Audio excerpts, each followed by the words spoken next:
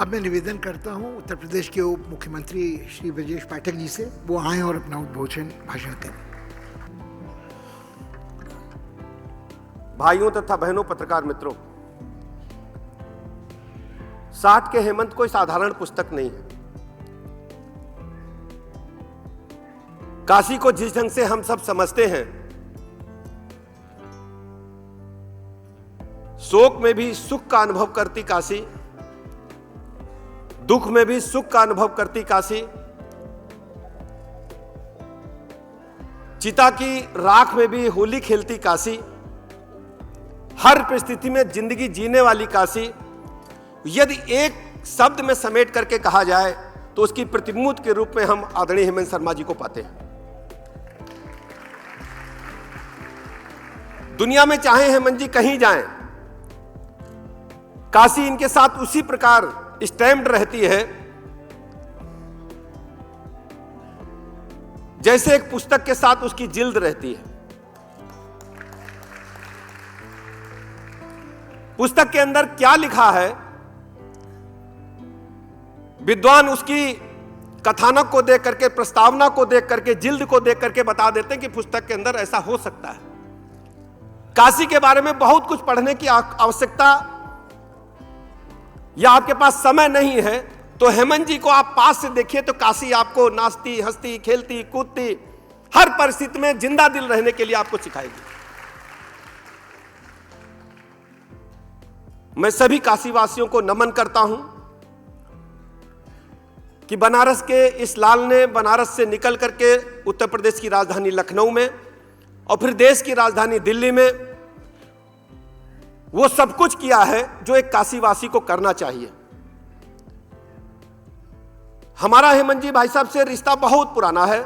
मुझे अच्छी तरह याद है विश्वविद्यालय के दिनों में जब हम हॉस्टल से पैदल निकल करके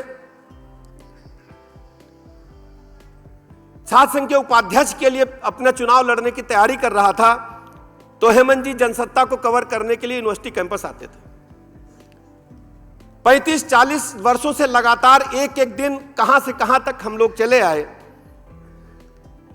और जैसी स्थिति तब थी वही स्थिति आज भी है। जेब में पैसे हो न हो, एक बार की मुझे याद आ रहा है कि उस समय तो तनख्वाह बहुत कम होती थी, 3,000 रुपया 5,000 रुपया भी सैलरी बहुत मुश्किल से मिलती थी। हेमंत जी नरही में दूध पीते थे, लखनऊ में एक मोहल्ला नरही है, और 5,000 की तनख्वाह में उसका बिल 8,000 का दूध का था महीने का। और दूध खुद नहीं पीते थे, सबको पिला देते थे, जिसको पीना पिए। पूरी मित्र मंडली दूध पीती थी। और मुझे याद है वो पाल साहब जिनकी दुकान है वो अभी भी हैं, और आज आए पाल साहब? कहाँ है भैया? अच्छा बैठे हैं, आपको नमस्ते।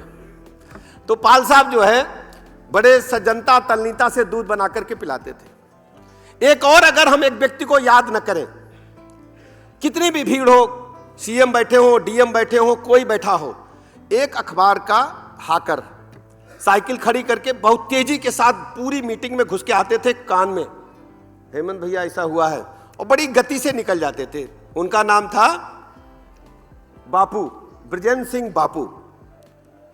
उनके बारे में शायद कोई लेख भी आपने लिखा है।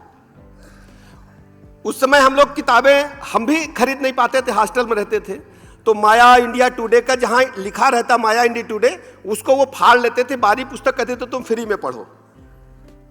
वो बापू को भी हम याद करेंगे, नमन करेंगे। और ऐसे हेमंत जी भाई साहब की जिंदगी में ढेर सारे लोग हैं जिन लोगों ने कंधे से कंधा मिलाकर भाई साहब के साथ काम किया है। मैं इस पुस्तक की सफलता के लिए शुभकामनाएं देता हूं, प्रकाशक जी को शुभकामनाएं देता हूं, और हेमंत जी भाई साहब को 60 वर्ष के लिखापढ़ी में भले ही हो गए हैं, लेकिन मैं मानता हूं कि इस पुस्तक का अगर हेडिंग 21 के हेमंत होता तो अच्छा होता। मैं बहुत बहुत शुभकामनाएं, बधाइयां देता हूं, बात समाप्त करता हूं।